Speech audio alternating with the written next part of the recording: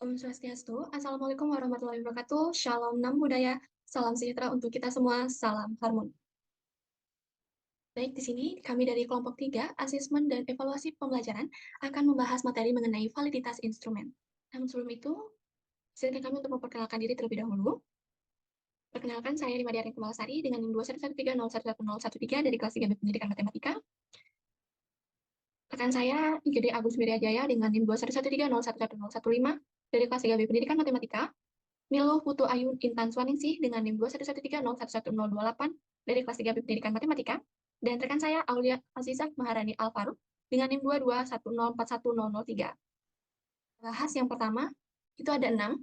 Pertama ada pengertian validitas, dua jenis-jenis validitas, yang ketiga perhitungan validitas isi, validitas butir soal dan validitas item test, yang kelima ada validitas butir atau validitas item non-test, dan yang terakhir yaitu faktor-faktor yang mempengaruhi validitas. Kita masuk ke bagian topik pembahasan yang pertama, yaitu pengertian dari validitas. Arifin tahun 2012 memaparkan bahwa analisis kualitas tes sesungguhnya berkaitan dengan pertanyaan apakah tes sebagai suatu alat ukur benar-benar mengukur apa yang hendak dan seharusnya diukur, hingga mana tes tersebut dapat diandalkan dan berguna. Kedua pertanyaan ini sebenarnya menunjuk pada dua hal pokok, yaitu validitas dan reliabilitas. Nah, dalam bahasa Indonesia, valid disebut dengan istilah SAKI. Misalnya untuk mengukur panjang dipakai meteran, mengukur berat dipakai timbangan, mengukur penguasaan matematika, dipakai ujian matematika untuk kelas yang setara, dan sebagainya.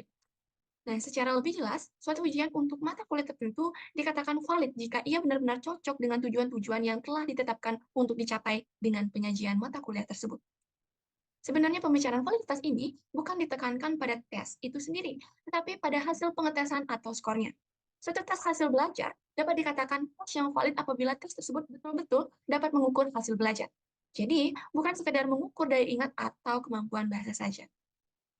Nah, selain itu ada beberapa tokoh yang memiliki pandangan mengenai validitas. Nah, adapun pemikiran dari tokoh tersebut, yang pertama itu dari Sudaryono tahun 2012 menyatakan bahwa validitas atau kesahihan berasal dari kata validity, yang berarti sejauh mana ketetapan dan kecermatan suatu alat ukur dalam melakukan fungsi ukurnya. Dengan kata lain, validitas adalah suatu konsep yang berkaitan dengan sejauh mana tes telah mengukur apa yang seharusnya diukur. Yang selanjutnya itu ada dari Surapranata tahun 2004, menyatakan bahwa validitas adalah suatu konsep yang berkaitan dengan sejauh mana tes telah mengukur apa yang seharusnya diukur. Dalam teori skor murni klasikal, pengertian validitas dapat dinyatakan sebagai sejauh mana skor tampak atau skor perolehan mendekati besar skor murni. Skor tampak tidak akan sama dengan skor murni, kecuali alat ukur yang bersangkutan mempunyai validitas yang sempurna. Semakin skor perolehan mendekati skor murni, maka semakin tinggi validitas, dan sebaliknya. Semakin rendah validitas, maka semakin besar perbedaan skor perolehan dan skor murni. Yang ketiga yaitu ada dari Aswar tahun 2012, menyatakan bahwa validitas berasal dari kata validity, yang mempunyai arti sejauh mana akurasi suatu tes atau skala dalam menjalankan fungsi pengukurannya. Yang keempat, itu ada Scarvia B. Anderson dalam Arkunto tahun 2005, menyatakan bahwa a test is valid if it measure what is purpose to measure. Atau jika diartikan, ialah sebuah tes dikatakan valid apabila tes tersebut mengukur apa yang hendak diukur. Selanjutnya itu yang kelima ada Purwanto tahun 2013 yang menyatakan bahwa validitas atau kesahihan adalah kualitas yang menunjukkan hubungan antara suatu pengukuran atau diagnosis dengan arti atau tujuan kriteria belajar atau tingkah laku. Nah, berdasarkan paparan-paparan tersebut, maka dapat dinyatakan bahwa validitas atau kesahihan adalah relevansi, kecocokan, atau kesesuaian alat evaluasi dengan fungsi evaluasi dan sasaran evaluasi. Menurut Grunlund dalam Fatinah tahun 2013, menyebutkan bahwa jika kita berpikir tentang validitas dalam kaitannya dengan tes, hal-hal yang perlu dipertimbangkan adalah sebagai berikut. Yang pertama, itu ada validitas menunjuk pada kelayakan interpretasi yang dibuat berdasarkan skor hasil tes yang berkaitan dengan penggunaan tertentu, bukan terhadap instrumen atau tes tersebut. Penggunaan istilah yang lazim itu digunakan validitas alat tes, sebenarnya yang lebih tepat adalah validitas interpretasi terhadap hasil tes. Yang kedua, itu ada validitas adalah masalah kadar, matter of degree. Sehingga perlu dihindari pemikiran bahwa sebuah hasil tes itu valid atau tidak valid, melainkan ada validitas yang sempurna, ada yang sedang, dan ada pula yang rendah. Nah, yang ketiga itu ada validitas berkaitan dengan penggunaan khusus, karena tidak ada satu tes pun yang valid untuk semua tujuan. Oleh karena itu, penilaian terhadap validitas tes harus berkaitan dengan tujuan penggunaan hasil tes itu. Selanjutnya, kita masuk ke pembahasan yang kedua, yaitu jenis-jenis validitas. Nah, jenis-jenis validitas. Fatinah tahun 2013 menjelaskan bahwa secara konvensional memang dikenal adanya beberapa jenis validitas. Sedangkan secara konseptual, validitas pada hakikatnya bersifat tunggal atau unitary concept, tidak berjenis-jenis. Nah, bisa dilihat pada slide bahwa di sana terdapat suatu gambar yang menyatakan bahwa validitas itu terdiri dari dua. Ada validitas teoritik atau logik, dan yang kedua itu ada validitas empirik. Nah, yang pertama untuk validitas teoritik atau logis. Nah, istilah validitas logis itu mengandung kata logis yang berasal dari kata logika yang berarti penalaran. Validitas jenis ini juga disebut sebagai validitas tes secara rasional. Validitas logis adalah validitas yang diperoleh atas dasar hasil pemikiran. Hasil yang diperoleh dengan berpikir secara logis. Nah, hal ini dikemukakan oleh Sujana tahun 2009. Dengan makna demikian, maka suatu tes hasil belajar dapat dikatakan telah memiliki validitas teoritik atau logis apabila setelah dilakukan penganalisan atau penganalisisan secara rasional atau logis ternyata bahwa tes hasil belajar itu memang dengan tepat telah dapat mengukur apa yang seharusnya diukur. Terdapat tiga macam validitas logis yang dapat dicapai oleh sebuah instrumen, yaitu validitas isi, validitas muka, dan validitas konstruksi. Yang pertama, ada validitas isi atau content validity. Validitas isi dari suatu tes hasil belajar adalah validitas yang diperoleh melalui penganalisisan, penelusuran, serta pengujian terhadap isi yang terkandung dalam tes hasil belajar tersebut. Validitas jenis ini sering digunakan dalam pengukuran hasil belajar. Nah, artikel untuk tahun 2005 menyatakan bahwa sebuah tes dikatakan memiliki validitas isi apabila mengukur tujuan khusus tertentu yang sejajar dengan materi atau isi pelajaran yang diberikan. Validitas ini dapat diusahakan tercapainya sejak saat penyusunan dengan cara merinci materi kurikulum atau materi buku pelajaran. Dengan demikian, salah satu cara untuk memperoleh validitas isi adalah dengan melihat soal-soal yang membentuk tes itu. Nah, selanjutnya yang kedua itu ada validitas muka atau face validity, di mana validitas ini menggunakan kriteria yang sangat sederhana, karena saya melihat dari sisi muka atau tampilan dari instrumen itu sendiri. Artinya, jika suatu tes secara sepintas telah dianggap baik untuk mengungkap fenomena yang akan diukur, maka tes tersebut sudah dapat dikatakan memenuhi syarat validitas permukaan, sehingga tidak perlu lagi adanya judgement yang mendalam. Dikarenakan face validity didasarkan pada penilaian terhadap format penampilan atau appearance test, maka seringkali face validity dikategorikan sebagai tipe validitas yang paling rendah signifikasinya, sehingga validitas ini tentu tidak menjadi hal yang perlu dirisaukan apabila suatu tes telah terbukti valid lewat pengujian validitas tipe lain yang lebih dapat diandalkan. Yang ketiga itu ada validitas konstruksi atau construct validity, di mana studi Juno tahun 2015 menyatakan bahwa suatu tes hasil belajar dapat dinyatakan sebagai tes yang telah memiliki validitas konstruksi apabila tes hasil belajar tersebut ditinjau dari segi susunan, kerangka, atau rekaannya, secara tepat mencerminkan suatu konstruksi. Konstruksi dalam pengertian ini bukanlah susunan seperti yang dijumpai dalam teknik, melainkan merupakan rekaan psikologis, yaitu suatu rekaan yang dibuat oleh para ahli ilmu jiwa yang dengan suatu cara tertentu merinci isi jiwa atas beberapa aspek seperti ingatan atau pengetahuan, pemahaman, aplikasi, dan seterusnya. Selanjutnya, bagian kedua dari validitas itu ada validitas empirik atau empirical validity. Istilah validitas empirik memuat arti empiris yang artinya pengalaman. Dan sebuah instrumen dapat dikatakan memiliki validitas empiris apabila sebuah validitas empiris itu sudah diuji dari pengalaman. Validitas empiris itu tidak dapat diperoleh hanya dengan menyusun instrumen berdasarkan ketentuan, seperti halnya validitas logis, tetapi harus dibuktikan melalui pengalaman. Validitas ini biasanya menggunakan teknik statistik, yaitu analisis korelasi. Hal ini disebabkan validitas empiris mencari hubungan antara skor tes dengan suatu kriteria tertentu yang merupakan suatu tolak ukur di luar tes yang bersangkutan. Namun, kriteria ini harus relevan dengan apa yang akan diukur. Untuk dapat menentukan apakah tes hasil belajar sudah memiliki validitas empirik atau belum, dapat dilakukan penelusuran dari dua segi, yaitu segi daya ketepatan meramalnya, yaitu atau predictive validity, dan juga dari segi daya ketepatan bandingnya, yaitu concurrent validity. Nah, yang pertama, untuk validitas bandingan atau concurrent validity, dari Sudijono tahun 2015 menyatakan bahwa suatu tes dikatakan memiliki validitas bandingan apabila tes tersebut dalam kurun waktu yang sama dengan secara tepat telah mampu menunjukkan adanya hubungan yang searah antara tes pertama dengan tes berikutnya. Nah, validitas bandingan juga sering dikenal dengan istilah validitas sama saat sebab validitas tes atau validitas ada sekarang. Dalam membandingkan hasil sebuah tes, maka diperlukan suatu kriteria atau alat banding, yakni hasil tes.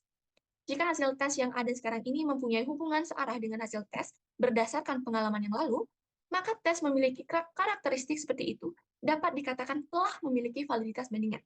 Misalnya saja, seorang guru ingin mengetahui apakah tes sumatif yang disusun sudah valid atau belum. Untuk itu, diperlukan sebuah kriteria masa lalu yang sekarang datanya dimiliki, seperti nilai ulangan harian atau nilai ulangan sumatif yang lalu. Yang kedua, itu ada validitas ramalan atau predictive validity. Seringkali mengenal istilah ramalan, maka di dalamnya akan terkadang pengertian mengenai sesuatu yang akan terjadi di masa mendatang atau sesuatu yang pada saat sekarang ini belum terjadi dan mungkin akan terjadi di waktu mendatang. Apabila istilah ramalan itu dikaitkan dengan validitas, maka validitas ramalan suatu tes dimaksudkan sebagai kriteria standar yang digunakan untuk meramalkan prestasi belajar murid di masa yang akan datang. Nah, dengan kata lain, validitas prediktif dimaksudkan melihat sejauh mana suatu tes dapat mempraktikkan atau memperkirakan perilaku peserta didik pada masa yang akan datang. Itu telah disampaikan oleh Arifin tahun 2012. Untuk mengetahui apakah suatu tes hasil belajar dapat dinyatakan sebagai tes yang telah memiliki validitas ramalan atau belum, dapat ditempuh dengan cara mencari korelasi antara tes hasil belajar yang sedang diuji validitas ramalannya dengan kriteria tertentu. Jika kedua variabel tersebut terdapat korelasi positif yang signifikan, maka tes hasil belajar yang sedang diuji, validitas ramalannya dapat dinyatakan sebagai tes validitas belajar yang telah memiliki daya ramalan yang tepat, yang artinya apa yang diramalkan tersebut benar-benar terjadi secara nyata dalam praktek. Untuk pembahasan selanjutnya akan dijelaskan oleh Thomas. Baik, di sini saya akan menjelaskan materi mengenai perhitungan validitas isi. Validitas isi adalah validitas yang diestimasi lewat pengujian terhadap kelayakan atau relevansi isi tes melalui analisis rasional oleh panel yang berkompeten atau melalui penilaian ahli. Nah, salah satu tujuan validitas isi ini dilakukan yaitu untuk memastikan apakah isi kuesioner yang telah dilaksanakan sudah sesuai dan relevan dengan tujuan pembelajaran. Nah, jadi singkatnya, apakah produk bahan ajar, media pembelajaran atau metode pembelajaran yang kita buat sudah memiliki kelayakan. Nah, kemudian bahan ajar, media pembelajaran atau metode pembelajaran tersebut akan dinilai atau divalidasi oleh ahli di bidang tersebut. Nah, dalam menghitung koefisien validitas isi, ada dua cara yang akan digunakan, yaitu yang pertama, menghitung koefisien validitas isi menurut Aikens-V, kemudian yang kedua, menghitung koefisien validitas isi menurut Lougheed CVR. Nah, menurut Aiken tahun 1985 merumuskan formula Aikens-V untuk menghitung konten validity coefficient yang didasarkan pada hasil penilaian dari panel ahli sebanyak N orang terhadap suatu item dari segi sejauh mana item tersebut mewakili kontrak yang diukur. Nah, jadi pada Aiken dalam artikelnya pada tahun 1985 itu mengungkapkan sebuah rumus bagaimana caranya mencari koefisien validitas dari suatu produk. Nah, formula yang akan diajukan oleh Aikens adalah sebagai berikut dalam Aswar tahun 2012 pada halaman 113. Nah, adapun rumus yang digunakan untuk mencari koefisien validitas isi yaitu V sama dengan sigma S per N dikali dalam kurung C dikurang 1 dengan sigma S nya itu adalah total selisih, kemudian N itu adalah jumlah penilai atau ahli, kemudian C itu adalah angka penilaian validitas tertinggi. Nah, kemudian cara mencari selisihnya yaitu mengurangkan R dikurangi dengan L0, dengan R itu adalah angka yang diberikan oleh penilai, kemudian L0 itu adalah angka penilaian validitas yang terendah. Nah, adapun contoh kasusnya itu sebuah skala yang terdiri dari 5 item dalam tes dinilai oleh 7 orang ahli mengenai relevansinya. Rentang nilai yang diberikan adalah 1 itu nilai terendah dan 5 adalah nilai tertinggi. Sehingga didapatkan N sama dengan 7, L0 sama dengan 1, dan C sama dengan 5. Nah, adapun tabel penilaian yang diberikan ahli pada tes tersebut dapat dilihat pada slide.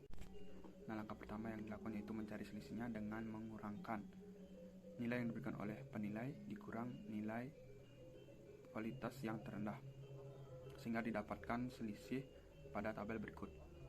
Nah, kemudian yang kedua, kita mencari total selisihnya, yaitu yang pertama untuk item 1 itu total selisihnya 15, item 2 total selisihnya 16, item 3 total selisihnya 17, item 4 total selisihnya 18, item 5 total selisihnya 17. Nah, kemudian didapatkan nilai koefisien validitas untuk item 1 yaitu 0,536, item 2 0,571, item 3 0,607, item 4 0,643, dan item 5 0,607. Nah, nilai V untuk item 1 itu diperoleh dari V sama dengan 15 per 7 dikali dalam kurung 5 dikurang 1. Dan untuk item 2 itu didapatkan dari V sama dengan 16 per 7 dikali dalam kurung 5 dikurang 1. Begitu juga seterusnya untuk item 3, 4, dan 5. Nah, nilai koefisien Aikens V berkisar antara 0 sampai 1, sehingga untuk nilai koefisien validitas item 1 sampai dengan item 5 ini sudah dapat dianggap memiliki validitas isi yang memadai. Nah, kemudian yang kedua, menghitung koefisien validitas isi menurut Lowes CVR. Lowes CVR atau Content Validity Ratio adalah salah satu metode yang digunakan secara luas untuk mengukur validitas isi. Nah, menurut Lowes tahun 1975 mengusulkan bahwa setiap penilai atau subject matter expert atau SME yang terdiri dari panel juri untuk menjawab pertanyaan untuk setiap item dengan 3 pilihan jawaban, yaitu yang pertama esensial, yang kedua berguna tapi tidak esensial atau tidak penting, kemudian yang ketiga tidak diperlukan. Nah, menurut Lowes, jika lebih dari setengah panelis menunjukkan bahwa item itu penting atau esensial, maka item tersebut memiliki setidaknya validitas isi. Nah, adapun rumus yang diajukan oleh Lowes yaitu CVR sama dengan NE dikurang N per 2 per N per 2, dengan NE adalah jumlah anggota panelis yang menjawab penting, kemudian N adalah jumlah panelis. Selanjutnya adapun contoh kasusnya, yaitu seorang peneliti ingin menguji validitas isi dari satu item pernyataan pada kuesioner sebuah skala yang terdiri dari 5 item. Nah, sebanyak 12 orang ahli dijadikan penilai dalam memilih 3 pilihan jawaban, yaitu penting, kemudian sesuai tidak penting, dan tidak berguna. Nah, adapun tabel penilaiannya dapat dilihat pada slide. Nah, dari 12 orang panel ahli, 9 orang menyatakan item tersebut penting, 1 orang menyatakan item tersebut sesuai tidak penting, dan 2 orang menyatakan item tersebut tidak penting. Maka dari data tersebut dapat dihitung menggunakan CVR, yaitu sebagai berikut. CVR sama dengan NE dikurang N per 2 per N dikurang 2, sehingga didapatkan 12 dikurang 12 per 2 per 12 per 2, sehingga didapatkan 0,500. Nah, formula ini menghasilkan nilai-nilai yang berkisar dari positif 1 sampai dengan negatif 1. Nilai positif menunjukkan bahwa setidaknya setengah panelis atau SME menilai item sebagai penting atau esensial. Nah, semakin besar CVR dari 0, maka semakin penting dan semakin tinggi validitas isinya. Nah, maka dari itu, contoh kasus di atas mendapatkan nilai CVR adalah 0,500, yang artinya item tersebut digunakan sudah memenuhi validitas isi yang baik. Baik, sebelumnya perkenalkan saya Niluputu Ayu Intan Suharningsih dengan NIM 21130111028. Di sini saya akan menerangkan materi mengenai validitas butir soal dan validitas item tes. Validitas butir soal berguna untuk butir-butir soal yang menyebabkan soal secara keseluruhan menjadi jelek karena memiliki validitas yang rendah. Validitas butir soal menunjukkan kesesuaian antara fungsi soal dengan fungsi tes secara keseluruhan. Validitas item berguna untuk mengetahui validitas item jika mempunyai dukungan besar terhadap skor total. Butir soal atau item dikatakan valid apabila mempunyai dukungan yang besar terhadap skor total. Penganalisasian butir soal atau tes biasanya dilakukan dengan menghitung koefisien korelasi antara skor butir dengan skor total sehingga memperoleh R hitung. Setelah itu, bandingkan R hitung dengan nilai kritis yaitu R tabel yang memenuhi kriteria sebagai berikut. Yang pertama, butir soal dinyatakan valid jika R hitung lebih besar dari R tabel. Yang kedua, butir soal dinyatakan tidak valid jika R hitung kurang dari tabel. Validitas butir soal objektif korelasi poin biserial adalah produk momen yang diterapkan pada data di mana variabel-variabel yang dikorelasikan sifatnya masing-masing berbeda antara satu sama lain. Adapun rumusnya yaitu RPBI sama dengan MP dikurang MT per ST dikali dengan akar P per Q, di mana dengan keterangan MP yaitu rata skor dari subjek yang menjawab betul bagi item yang dicari validitasnya, MT yaitu rata skor total, ST yaitu standar deviasi dari skor total proporsi, P yaitu proporsi siswa yang menjawab benar, dan Q yaitu proporsi siswa yang menjawab salah. Selanjutnya yaitu validitas butir soal uraian. Validitas butir soal uraian ini dihitung dengan produk momen, karena data yang dikorelasikan berupa data interval. Menurut Jali dalam Matondang pada tahun 2009, mengatakan bahwa untuk menghitung koefisien validitas untuk skor butir politomi digunakan korelasi produk momen dengan rumus yaitu sebagai berikut. Dengan keterangan, RXY adalah koefisien korelasi antara variabel X dan Y, sigma XY adalah jumlah perkalian antara variabel X dan Y, sigma X kuadrat adalah jumlah dari kuadrat nilai X, dan sigma Y kuadrat merupakan jumlah dari kuadrat nilai Y. Sigma X kuadrat adalah jumlah nilai X kemudian dikuadratkan, sedangkan sigma Y kuadrat adalah jumlah nilai Y yang kemudian dikuadratkan. Selanjutnya, nilai R hitung dibandingkan dengan R tabel. Jika hasil R hitung lebih kecil dibandingkan dengan R tabel, maka butir soal tersebut tidak valid. Tapi baik, jika selanjutnya yaitu validitas butir atau validitas item non-tes. Nah, untuk instrumen non-tes ini bisa berupa sikap atau kuesioner yang datanya bersifat politomi atau kontinum dari 0 sampai 10. Nah, untuk menghitungnya menggunakan rumus korelasi produk momen, di mana rumusnya Rx sama dengan N sigma XY dikurangi sigma X dikali dengan sigma Z. Kemudian dibagi akar dari N sigma X kuadrat dikurangi sigma X kuadrat, kemudian dikali dengan N sigma Y kuadrat dikurangi dengan sigma Y kuadrat. Untuk keterangannya yaitu RXY merupakan koefisien korelasi antara variabel X dan Y. Kemudian sigma XY merupakan jumlah perkalian dari X dengan Y.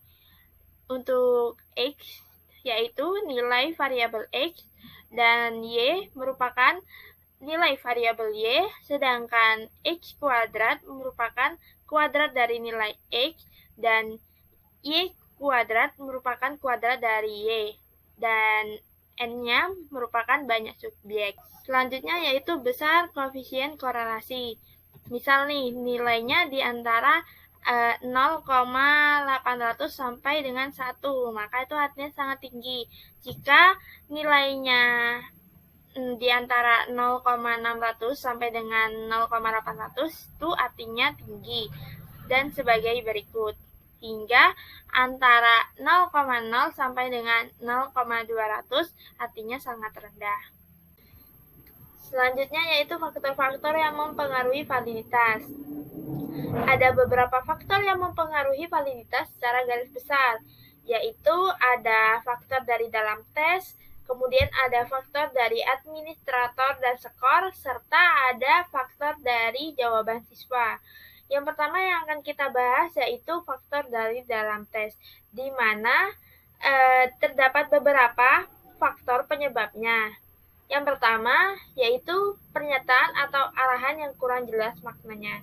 Siswa akan menjawab salah bukan karena mereka tidak memahami konsep dari soal tersebut, tetapi karena tidak kejelasan soal tersebut.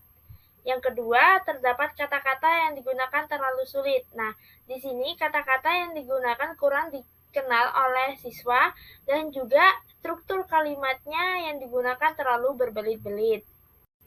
Yang ketiga yaitu penyajian soal yang terlalu sulit mengakibatkan hasil yang didapatkan kurang maksimal. Di mana jika soalnya terlalu sulit, maka hasil yang akan didapatkan jelek. Begitupun sebaliknya, jika penyajian soalnya terlalu mudah, maka siswa akan mendapatkan nilai baik dengan gampang. Yaitu jumlah item tes terlalu sedikit, maka tidak bisa mewakili sampel materi pembelajaran. Yang kelima, yaitu jawaban masing-masing item evaluasi bisa diprediksi siswa. Biasanya hal ini terjadi pada soal tipe objektif. Seringkali kalimat yang disajikan memberikan petunjuk pada jawaban yang benar atau tidak benar, sehingga jawaban mudah ditebak tanpa harus memahami konsep yang terkandung pada soal tersebut. Yang keenam yaitu penyajian soal hendaknya disusun dari yang mudah menuju soal yang sulit. Nah, biasanya soal-soal yang susah jika diletakkan pada nomor-nomor awal akan menghabiskan banyak waktu dan energi untuk menjawab, sehingga soal-soal yang selanjutnya tidak dikerjakan dengan baik. Yang kedua yaitu faktor yang berasal dari administrasi dan skor. Nah, faktor ini dapat mengurangi validitas tes evaluasi yang dibuat oleh guru. Beberapa contoh sumber faktor dari proses administrasi dan skor. Yang pertama, waktu pengerjaan tidak cukup bagi siswa sehingga memberikan jawaban dalam situasi tergesa-gesa. Yang kedua, adanya kecurangan dalam tes sehingga tidak bisa membedakan antara siswa yang belajar dan yang melakukan kecurangan. Yang ketiga yaitu teknik pemberian skor yang tidak konsisten. Yang keempat, siswa tidak dapat mengikuti arahan yang diberikan pada tes tersebut. Yang kelima, adanya joki sehingga yang menjawab bukan dari siswa tersebut. Untuk yang ketiga, yaitu faktor yang berasal dari jawaban siswa. Seringkali terjadi bahwa item-item tes evaluasi ini dinilai tidak valid karena dipengaruhi oleh jawaban siswa daripada interpretasi item-item pada tes evaluasi itu sendiri.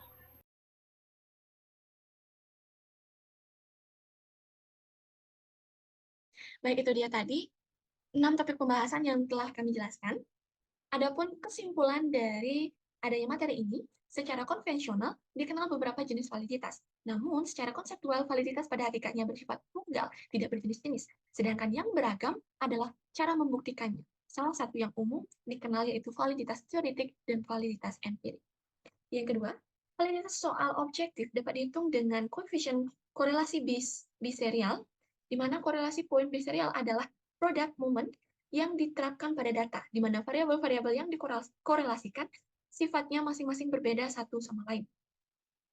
Yang ketiga, validitas butir soal uraian dapat dihitung dengan produk momen karena validitas yang dikorelasikan berupa data interval untuk menghitung koefisien validitas untuk soal butir politomi yang digunakan korelasi produk. Nah, adapun faktor-faktor yang mempengaruhi validitas ada 4, yakni berasal dari dalam tes, berasal dari hakikat kelompok dan kriteria, administrasi, dan skor, dan juga validitas dari jawaban siswa. Baik, demikian dari presentasi dari kelompok kami. Adapun materi ini Sumbernya yaitu dari Apa Anti Muda tahun 2018 mengenai validitas. Itu bisa dicari dari validitas di slasher.net. Demikian dari kami. Mohon maaf apabila terdapat kesalahan kata. Kami tutup dengan pramasal Om Santi, Santi, Santi Om. Wassalamualaikum warahmatullahi wabarakatuh. Shalom, namo buddhaya, salam cinta untuk kita semua. Salam harmoni.